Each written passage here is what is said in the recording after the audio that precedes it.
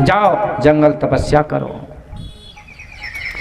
ध्रुव जी महाराज का गला सूख गया। नन्हा सा बालक, मासूम हृदय कोमल बच्चा रोने लगा फूट फूट करके, पर किसी ने उसका वहाँ नहीं सुना।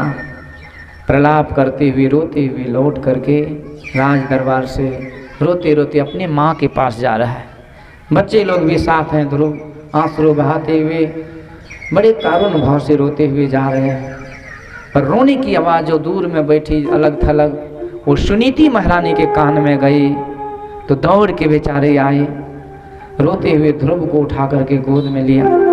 आंसू पूछती हुए पूछती है, बेटा किसने तुम्हारा अपमान किया, तो क्यों रो रहा है? तो खुद वो रोती रहती थी बेचारी, आज बेटा भी रो रहा है।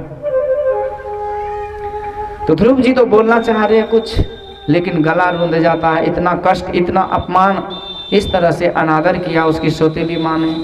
ध्रुव जी कुछ नहीं बोल पाए।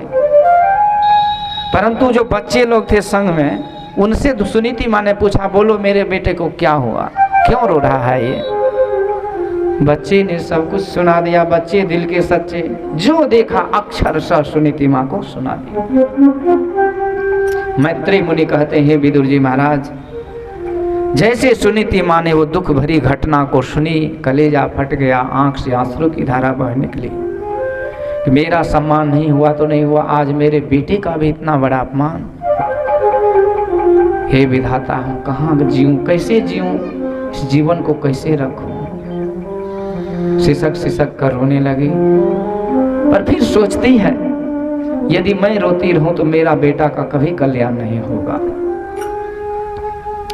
आंसू पोंछ ली, पर बेटा को प्यार से समझाने लगी। बेटा देख, अरे अपनी माँ से ज्यादा प्यारी सौतेली माँ होती है। यदि उन्होंने डांट करके कुछ कह भी दिया तो क्या हो गया?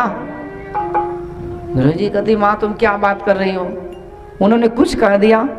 उन्होंने मुझे भरी दरबार में हाथ पकड़ के सभासदों के बीच में नीचे गिरा दिया, खरी खोटी सुनाई, और तुम्हें भी अभागन कहा, तुम्हें भी गाली दी। आज ये फैसला होके रहेगा कि मेरा पिता कौन है और मुझे क्यों गिराया गया। जल्दी बताओ, मैं ये अपमान नहीं सह सकता तो नहीं सह सकता। सुनीति माँ कहती, देख बेटा, माँ मंगलम तात परे सुमंस्था, भुंगते जनो यत् पर दुख दस्त। जीवन में कभी किसी का अमंगल नहीं करना चाहिए। यदि आज तुम्हारे सौतेली माँ ने कुछ कहा तो क्या समझते हो गलत कहा? अरे उन्होंने बिल्कुल सत्य कहा। सत्यम सुरुच्याभीतम भवान में यदुर्भगाया उदरे गृहीत्वा। उन्होंने सच कहा बेटा कि तू इस अभागिन के ही कोख से जन्म लिया है, परंतु देख तू घबराना मत। आज तक जो बात मैं नहीं बता पाई, तुमसे छिपाती रही वर्षों से, बार बार तुम्हारे पूछने पर भी नहीं बता पाई, आज वही बात, पते की बात तुम्हारी सौतेली माँ ने तुझे बता दिया।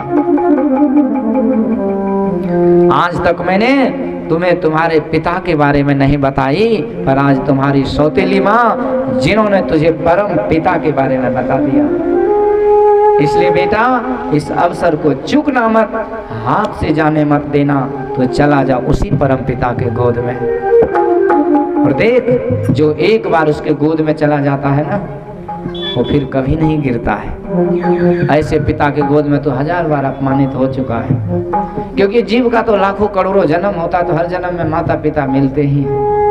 ये बार बार अदला बदली करने से अच्छा है कि तो एक बार के लिए, वंस फॉर ऑल, एक बार के लिए, सदा सदा के लिए तो उस पिता के गोद में चला जा, और वहाँ आनंद की बहार है और प्यार बरसती रहेगी, और कभी तुझे किसी चीज की कमी नहीं होगी। इसलिए उन्होंने सच कहा। ध्रुव जी अवाक रह गए। माँ तो हर बात का समर्थन कर रही हो, जो भी वो बोल रही, सच कहा उन्होंने, तो ठीक है, इस पिता के गोद से मैं गिर गया, अपमानित हो गया। अब मुझे बता के वो परम पिता कहाँ मिलेंगे? मैं वहां भी जाके उसके गोद में भी बैठ के देखूंगा कि वहां क्या होता है। आज नन्हा सा बालक, इतना प्रतिशोध की भावना, इतना क्रोध, कि आज वो परम पिता के, दुर्लभ पिता के गोद में बैठने का संकल्प ले लिया। सुनीति माँ कहती, देख बेटा, वो परम पिता हर जगह है। जैसे हमारा शरीर है तो हम शरीर में हैं, उसी तरह ये संपूर्ण संसार परमात्मा का बनाया हुआ घर है, वो अपने घर में रहते हैं। बेटा, हरि व्यापक सर्वत्र समाना, प्रेम ते प्रगट होई मैं जाना। हरि व्यापक सर्वत्र समाना, प्रेम ते प्रगट होई मैं जाना।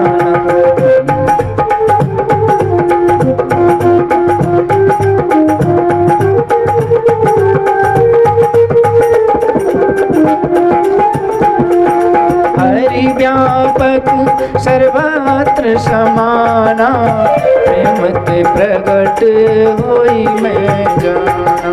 हरि व्यापक सर्वत्र समाना, प्रेम ते प्रगट होई मैं जाना। मंगल भवन मंगलहारी, सर्वभूषित दीन दयाल रथ संभारी, रघुनाथ संगत भारी। मंगल भवनय मंगलहारी,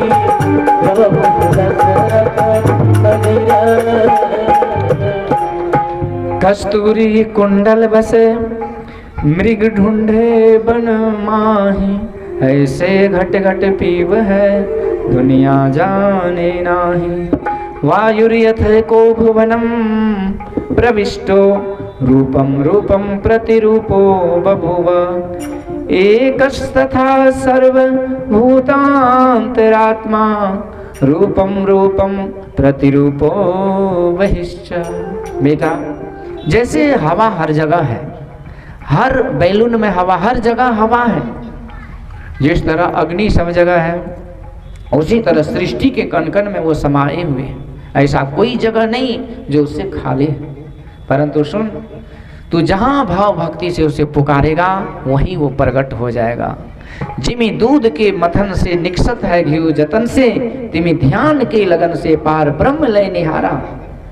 तो जहां तुम्हारी श्रद्धा भक्ति पुष्ट हो जाएगी वहीं वो प्रकट हो जाएंगे। उसे प्रकट होने के लिए कहीं से आना जाना नहीं होता है।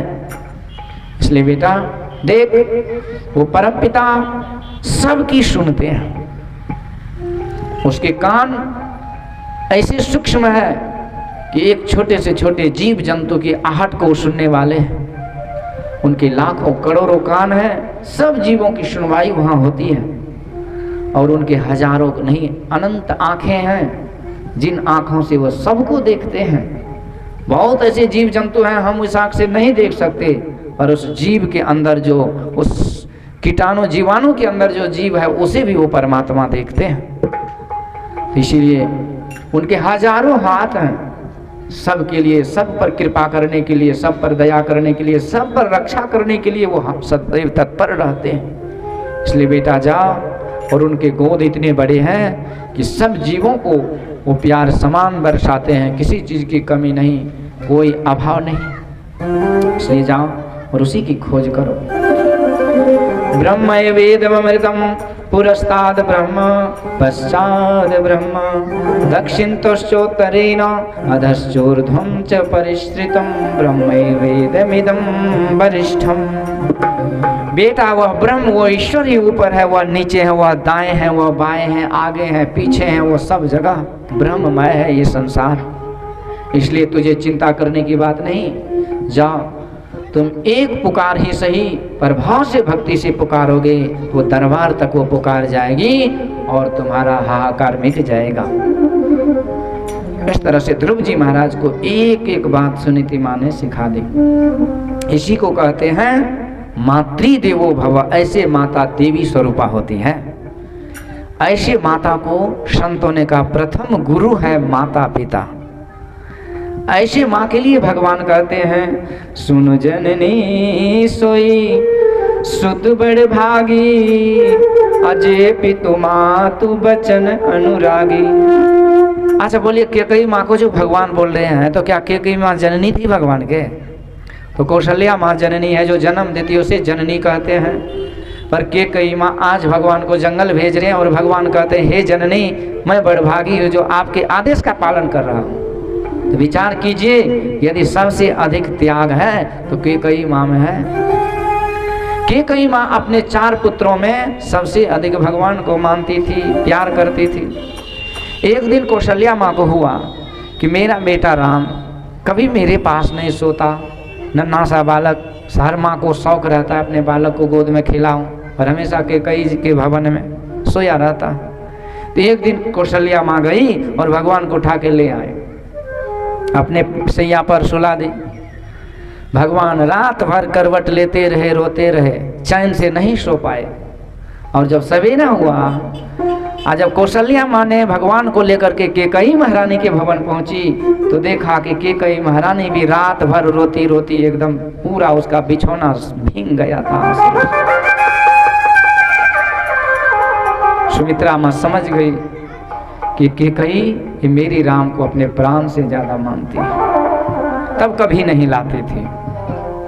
एक दिन कैकेयी माँ प्यार दुलार बरसा रही है, भगवान बाल रूप में पूछते हैं, माँ बताओ कि मैं तो 4 भाई हूँ, सबसे अच्छा प्यारा तुझे मैं कौन भाई लगता हूँ? तुम्हें प्यारा बेटा कौन सा है, राम या भरत? कैकेयी माँ कहती है, राम मेरा बेटा भरत जरूर है, लेकिन तू मेरा प्राण है, तुम्हें देखे बिना मैं एक पल भी नहीं जी सकती, इसलिए ये बात मुझसे कभी मत पूछना। तो भगवान कहते ठीक है माँ, तो यदि मैं तुम्हें सबसे ज्यादा प्यारा हूं तो क्या तुम अपने राम के लिए एक वचन दे सकती हो?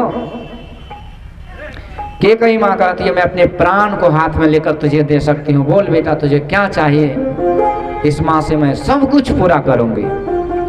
तो भगवान कहते माँ ज्यादा कुछ नहीं चाहिए, बस तुम मुझे वचन दो कि तुम 14 वर्षों के लिए मुझे जंगल को भेज दोगे।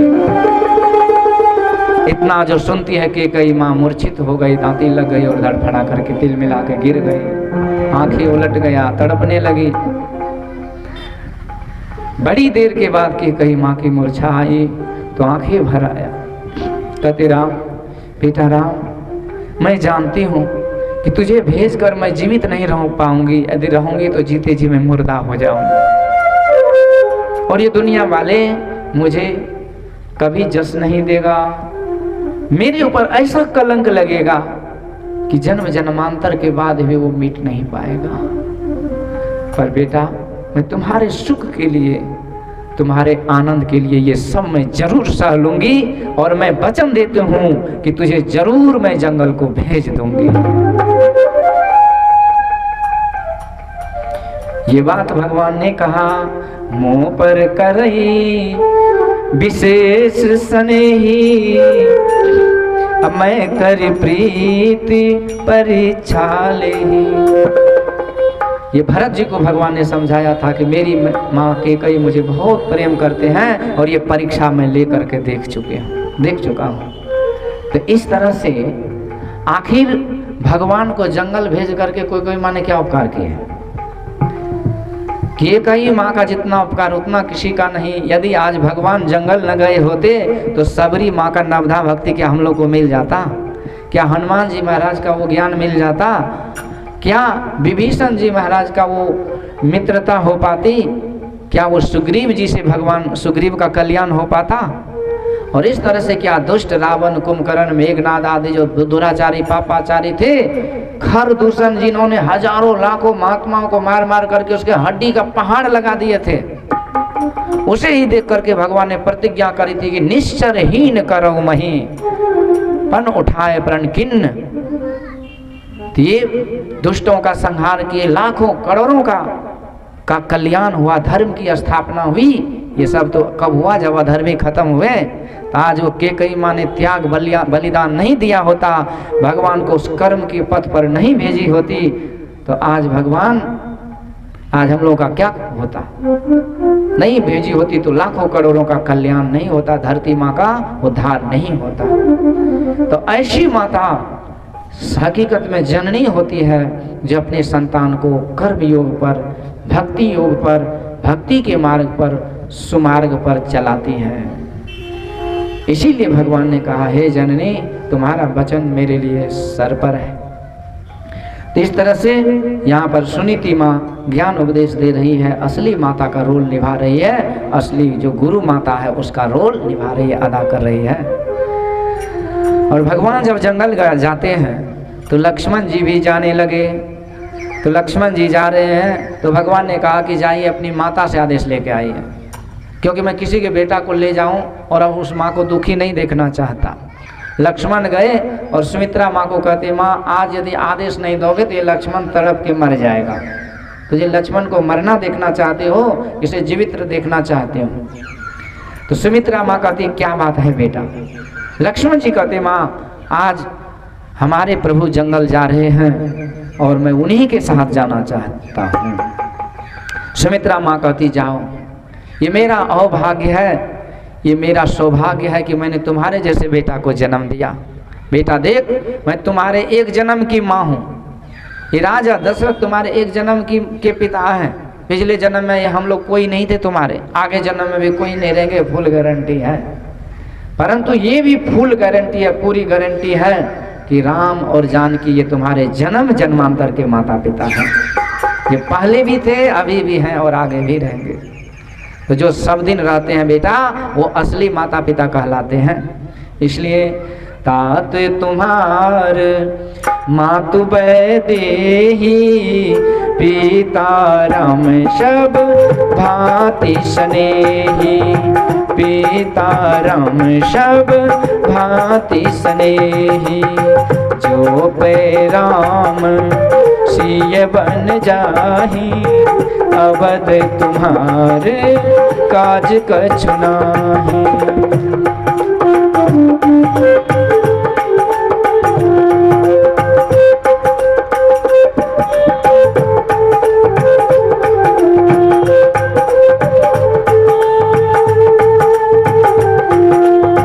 तुम्हारे भाग राम बन जा, मेरे भाग राम बन जाही, दोसर हे तो तात कछु नाही, दोसर हे तो तात कछु नाही।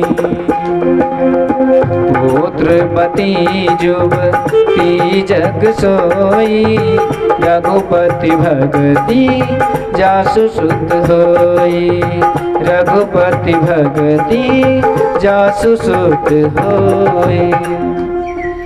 सुमित्रा माँ कहती, बेटा तुम्हारे भाग्य के कारण आज भगवान जंगल जा रहे हैं। यदि वो जंगल जा रहे हैं तो तुम्हारा यहाँ कोई काम नहीं है, क्योंकि वो तुम्हारे जन्म जन्मांतर के माता वो जानकी जी और पिता तुम्हारे राम हैं। इसलिए जाओ और उसकी सेवा करो, दिन रात सेवा करो। लक्ष्मण जी कहते हैं, माँ रात में तो लोग सो जाते हैं।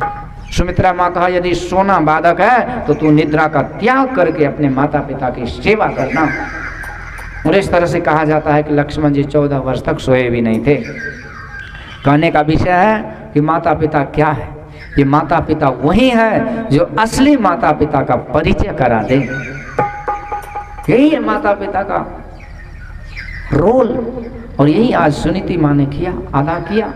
आज ध्रुव जी महाराज को परम पिता के गोद में बैठने के लिए भेज दिया। ध्रुव जी महाराज को आदेश दिया, तो लौट के मत देखना, मेरा आदेश है कि चले जाओ जंगल। ध्रुव जी प्रणाम किए गुरु माता समझ के और चल पड़े जंगल की ओर। जन्म जन्मांतर का संस्कार था। आज ध्रुव वो बचपन में वो काम कर दिए जो आज 55 में लोग सोचते भी नहीं हैं। चलिए युवक लोग हैं, दूसरी दुनिया में जीने वाले हैं, ऑर्केस्ट्रा पर नाचने वाले हैं, छोड़िए उसका। बच्चे हैं वो खेलने धूपने में व्यस्त रहते हैं, छोड़िए उसका। लेकिन जो 50-60 के हो गए, काठ पर जाने की तैयारी है, उसको क्या हड़बड़ी है? उसका समझ कहाँ चला गया? वो भी तो यहाँ बैठ सकते हैं ना। और इस चीज़ का विरोध करके आपको क्या मिल जाएगा? हम कथा में नहीं जाएंगे, सत्संग में नहीं जाएंगे तो बाल बच्चे को क्या शिक्षा दे रहे हैं? आगे चल के तू भी मत जाना, तू भी विरोध करना। ये आने वाले पीढ़ी को नरक में डाल रहे कि नहीं? इसलिए ये होश होना चाहिए कि कथा कीर्तन किसी की प्रॉपर्टी नहीं होती है। ये ईश्वर परमात्मा की कथा है, इसमें चढ़ बढ़ के हिस्सा लेना चाहिए, यहीं से मुक्ति का मार्ग खुलता है। आज सुनीति माँ ने ये ज्ञान दिया और ध्रुव जी महाराज के जन्म जन्मांतर का संस्कार था, इसलिए बचपन में ही आंखें खुल गई, भक्ति के मार्ग पर चल पड़े। ये होता है। ध्रुव जी, ये तुलसीदास जी महाराज एक बार अपने ससुराल गए थे। कहा जाता है मुर्दा को नाव समझ के उस पर पार हो गए थे, रस्सी को, सांप को रस्सी समझ के खिड़की से अंदर गए थे। रत्नाबाई ने कहा था कि महाराज, जिस हाड़ चाम के शरीर पर आपको इतना प्रेम है, यदि इसका आधा भी उस भगवान पर होता तो आपका भव से बेड़ा पार हो गया रहता। हाड़ चाम की देह मम्या सो ऐसो प्रीत, जो आधो रघुवीर सो अवश्य होए भववीर। उसी समय अपने पत्नी को ही गुरु मान करके तुलसीदास जी महाराज जब निकले तो भगवान के भक्त किया, संत बन करके आए और परम कल्याण करके ईश्वर साक्षात्कार कर लिए। तो जीवन में एक ठोकर काफी होता है। यदि पिछले जन्म का, जन्म जन्मांतर का संस्कार है तो एक सत्संग का वचन जो है ना, जीवन के पूरे अध्याय को बदल देता है। भगवान बुद्ध ने, सिद्धार्थ कुमार था राजकुमार, और ज्योतिषों ने कहा था ये 3 चीज देखेगा, एक रोगी को देखेगा, दूसरे नंबर में वृद्ध को देखेगा और तीसरे नंबर में ये मुर्दा को देख करके सदा सदा के लिए ये दुनिया को मृत समझ करके सत्य की खोज में निकल जाएगा। और यही हुआ। उसके पिता ने, सुदोधन ने सारी व्यवस्था करी, पर एक दिन संयोग से निकल गया घूमने, एक रोगी को देखा, पूछा ये कौन है? छत विच्छत तन आंखें लाल क्यों, यह भूमि पड़ा बेहाल। इसका सारथी बोला, स्वास्थ्य मात्र है जिसका भोग लगा इसे है अब रोग। ये रोगी व्यक्ति है। आश्चर्य हुआ, कितना सुंदर शरीर में ये रोग दीमक की तरह खा जाता है शरीर को। बेकार है शरीर में सुख को, शरीर से सुखी होना। एक दिन गया, एक वृद्ध सज्जन को देखा, पूछा ये कौन है? झुकी कमर तन जर्जर छीन पके केस मुख शोभाहीन, ये कौन है? सारथी बोला, सब होंगे ऐसे ही वृद्ध, व्यर्थ जगत की सुख समृद्ध। ये वृद्धा अवस्था है जो सबको भोगना पड़ता है, गुजरना पड़ता है। राजकुमार ने अपने सुंदर शरीर को देखा और उससे जब तुलना किया तो हवा अवाक रह गए। सोचने लगा, धिक्कार है मेरे इस जीवन पर, इस शरीर की आसक्ति पर जो एक दिन इस तरह से हो जाता है। एक दिन और निकला घूमने, एक मुर्दा को देखा। लोग जा रहे हैं पीछे पीछे, रोते रोते मुर्दा को उस हरकी पे ले करके। राजकुमार कभी देखा नहीं था मुर्दा। पूछा, क्यों रोता जाता समुदाय, क्यों बांधा जाता निरुपाय? ये कौन है जिसको बांध के ले जा रहा है और इतने समुदाय में लोग रोते क्यों जा रहे हैं? सारथी बोला, जग में मृत्यु इसी का नाम, जीवन का यह ध्रुव परिणाम। हे राजकुमार, इसी को लोग मृत्यु बोलते हैं और जीवन का यह अंतिम कड़वा सच है कि जो जन्म लेते हैं वो मर जाते हैं। धरा का प्रमाण यही तुलसी, जो फरा सो झरा, जो बरा सो पुताना, और मैं मस्ट डाय, ये मृत्यु निश्चित है। सन्न रह गई राजकुमार कि जब ये दुनिया में मरना ही है, ये शरीर क्षणभंगुर नश्वर रोग से ग्रसित है, तो इसमें आसक्ति क्या, सत्य की खोज तो करनी ही चाहिए। एक दिन मध्य रात्रि में राजकुमार अपनी पत्नी यशोदा और इस तरह से अपना गोपा पत्नी और राहुल पुत्र था सोया पड़ा। ये सोचने लगा रात भर कि अब मुझे संसार से निकल के सत्य की खोज करनी चाहिए। जरा मृत्यु से जीवन ग्रस्त होंगे जग का वैभवस्त, गोपा राहुल सोते छोड़, चला बुद्ध जग से मुख मोड़। जाते जाते समुद्र नदी को पार किए, उस पार घनघोर जंगल में जाके भिक्षु वेश में आ गए। उनका सारथी जो छाया की तरह रहता था, वो रोने लगा, राजकुमार तुझे किस चीज की कमी हो गई, तुम ऐसा क्यों कर रहे हो? राजकुमार बोला, सारथी मेरा एक काम करो, मेरे घर में जाकर के बोल दो मेरे पिता से, मेरे गोपा से कि वो राजकुमार सिद्धार्थ अब नहीं रहा, वो मर चुका है। और इस तरह से वो छंदक सारथी जिस घोड़ा पर राजकुमार जंगल गया था उसी पर बैठ करके लौट के आया, नदी पार किया, जैसे राज दरबार में प्रवेश किया, अब घोड़ा से उतरा, उसी समय वो घोड़ा भी मर गया वियोग से।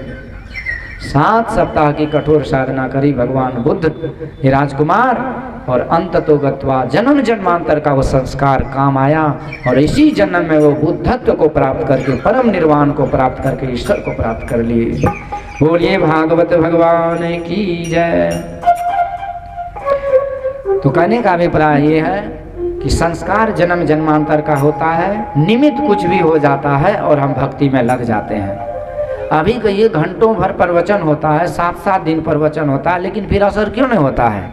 इसका क्या मतलब कि कथा में कोई प्रभाव नहीं है कि महापुराण ऐसे है क्या? ये कुछ नहीं है ऐसा। हमारे जीवन में संस्कार की कमी है और ये संस्कार किसी दुकान में, बाजार में, मुंबई, दिल्ली, कलकत्ता में नहीं मिलता। ये कथा सत्संग में सुनते सुनते ही मिलता है। पर धीरे धीरे जन्म जन्मांतर का संस्कार जब एक जन्म में पूर्ण होता है, पूर्ण संस्कार ये हो जाते हैं, तो उसी जन्म में एक सत्संग के एक वचन हमारे पूरे जीवन को पलट के रख देता है, जैसे राजकुमार सिद्धार्थ का हुआ। तो इसीलिए ये संस्कार यहाँ दिए जाते हैं। तो आज इस तरह से भगवान ये नन्हा सा बालक 5 वर्ष की अवस्था में ध्रुव जी महाराज चल पड़े। भजन बिना नर बाबरे तूने हीरा जन्म गवाया रे, तूने हीरा जन्म गवाया। भजन बिना नर बाबरे तूने हीरा जन्म गवाया रे, तूने हीरा जन्म गवाया।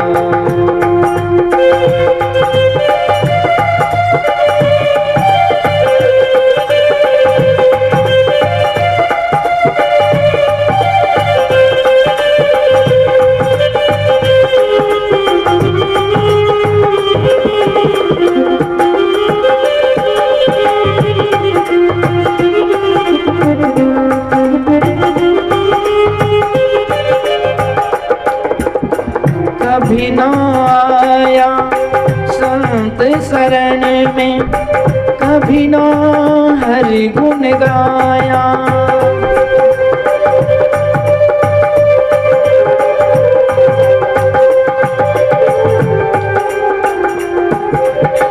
कभी न आया संत शरण में, कभी न हरि गुण गाया। बही बही मरे बैल किनाई, बही बही मरे बैल किनाई। अंत समय दुख पाया तूने, अंत समय दुख पाया। तूने हीरा जन्म गवाया रे, तूने हीरा जन्म गवाया।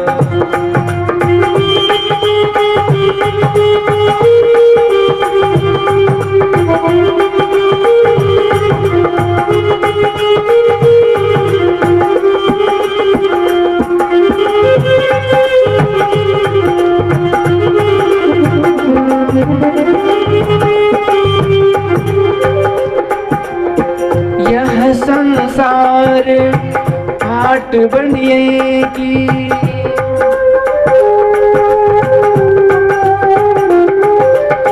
यह संसार हाट बनिएगी। सब जग सौदा लाया,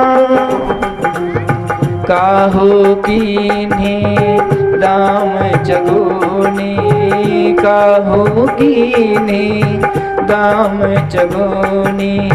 काहू मूल गवाया तूने, काहू मूल गवाया। तूने हीरा जन्म गवाया रे, तूने हीरा जन्म गवाया।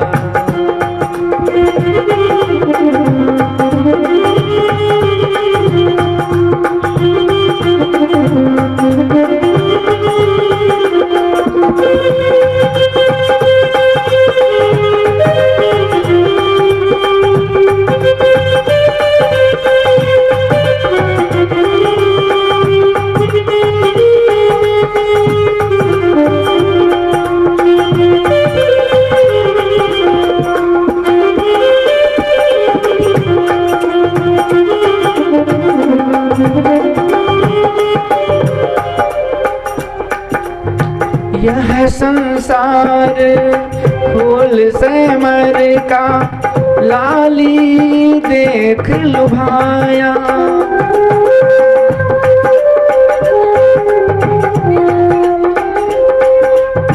यह संसार फूल से मर का लाली देख लुभाया।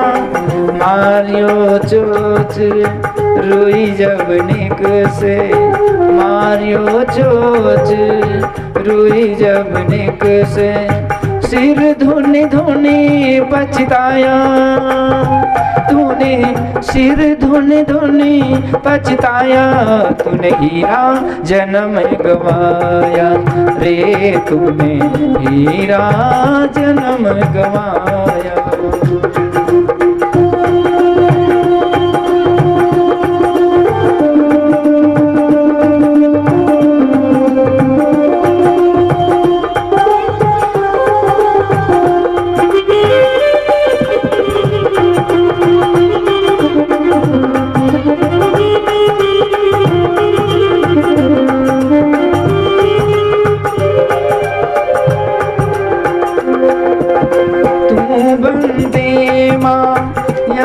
के लोभी ममता महल बनाया।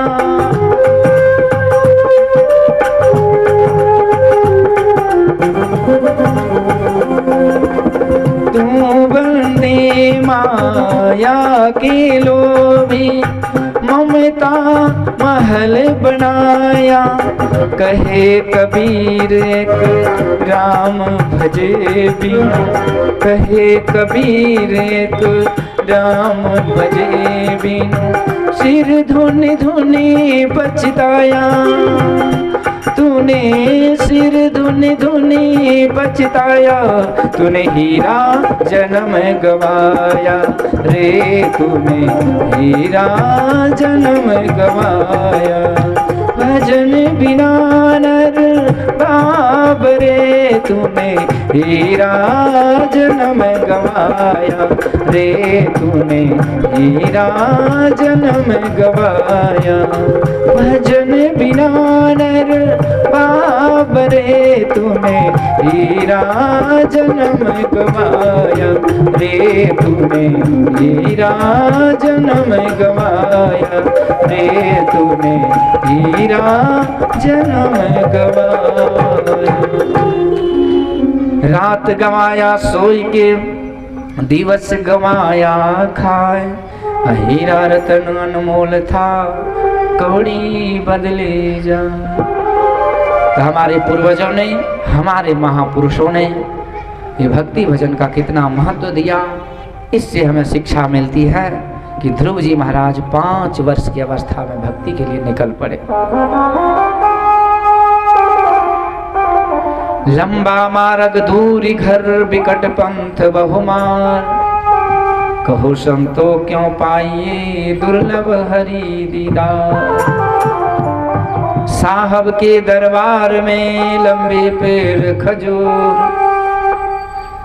चढ़े सो चखे प्रेम रस, गिरे सो चकनाचूर।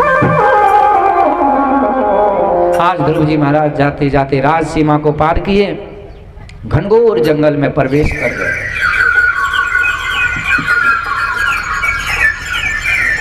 चारों तरफ नन्हा सा बालक, पक्षियों का चहचहाट, भोरों का गुंजार, नाना प्रकार के जीव जंतुओं को देखते बचते इधर से उधर झांक रहे हैं कि मेरी माँ ने तो कहा था कि हर जगह है हरी, लेकिन वो तो कहीं दिख ही नहीं रहा है। इधर से उधर घूरे, सुबह से चले शाम का ये ध्रुव, भूखे प्यासे नन्हे बालक झांक रहे हैं, ताक रहे हैं, कहीं उसे दिख नहीं रहा है, बड़े दुखी हो रहे हैं। पर देखिए, मैंने कल भी कहा था कि हम जिसको खोजने जाते हैं, हम जिसके पास जाते हैं, भले हम उनको नहीं देखते लेकिन वो जरूर हमें देखते हैं। तो जो जेहि पंथ चले मन लाई, तो हरि काहे न हो सहाय। आज ईश्वर की दया होती है, और जब ईश्वर की दया होती है तो सबसे पहला फल क्या मिलता है कि उसे संतों का संग मिल जाता है। तो बिनु हरि कृपा मिला ही नहीं संता, गिरजा संत समागम समन लाभ कछुआन। बिनु हरि कृपा न पावै सो गावै वेद पुराण। यहाँ छठ पूजा अभी खत्म हुआ सुबह का रख दे करके, और डीजे बैंड पार्टी के साथ वो दंड बैठक करते हुए पहुंच गए यहाँ, क्योंकि छठी मैया ने कृपा करी।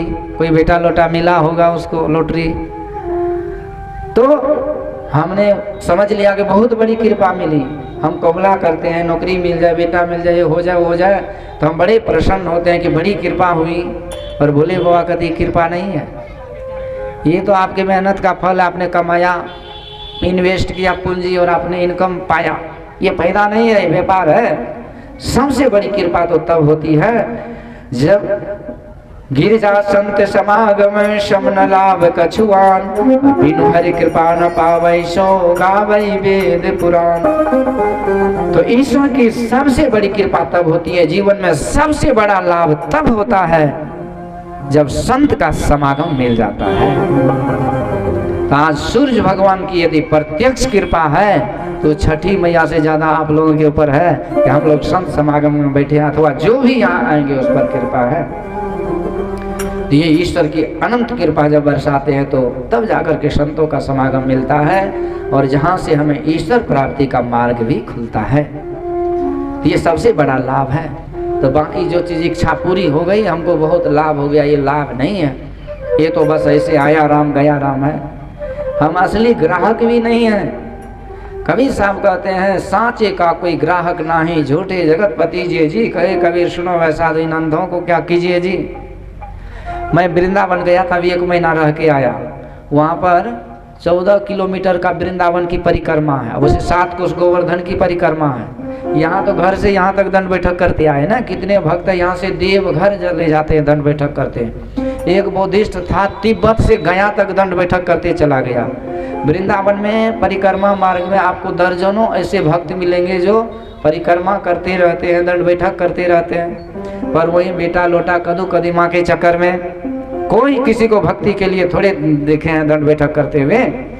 इसलिए कोई आवे तो दुख का मारा हन पर कृपा कीजिए जी, कोई करावे ब्याह सगाई सुनत गोसाई लीजिए जी, कोई आवे तो धन का मारा भेंट रुपया दीजिए जी, सांचे का कोई ग्राहक ना है, झूठे जगतपति जी कहे कबीर सुनो वैसा तो उन अंधों को क्या कीजिए। तो ऐसे मांगने वाले को भगवान वही चीज दे करके झुंझुना थमा के उसे रिटर्न कर देते हैं। Go back to your home and enjoy yourself, जाओ और झुंझुना बजाते रहो। पर जो सच्चे खोजी होते हैं उसको भगवान संत भेज देते हैं। बोलिए संत भगवान की जय। आज ध्रुव जी को कुछ नहीं मिला, उसे संत मिल गया। श्रीमन नारायण नारायण नारायण, श्रीमन नारायण नारायण नारायण, श्रीमन नारायण नारायण नारायण, श्रीमन नारायण नारायण नारायण, लक्ष्मी नारायण नारायण नारायण, श्रीमन नारायण नारायण नारायण।